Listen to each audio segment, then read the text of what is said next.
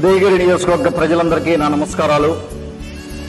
మే 3వ తారీఖున మన గౌరవ ఆరోగ్య శాఖ మంత్రివర్యులు శ్రీ సత్యకుమార్ గారు వింజమూరు విచ్చేస్తున్నారు.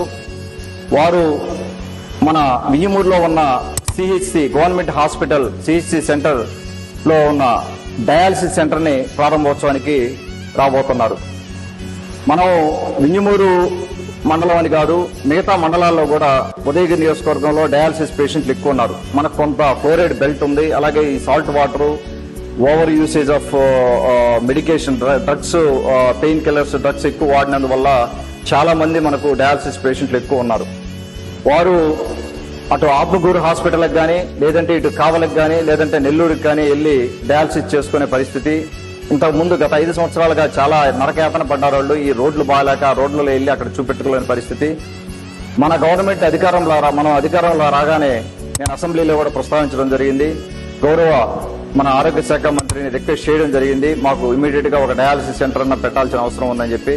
వారు దానికి స్పందించి ఆ రోజున డయాలసిస్ సెంటర్ శాంక్షన్ చేయడం జరిగింది. దాని ఇన్స్టాలేషన్ అంతా కంప్లీట్ అయింది. మనకు దాదాపుగా 5 మిషన్స్ డయాలసిస్ సెంటర్స్ లో ఉన్నాయి. దాన్ని ప్రారంభోత్సవం చేసుకోవడానికి మంత్రివర్యులు ఇక్కడికి రాబోతా ఉన్నారు.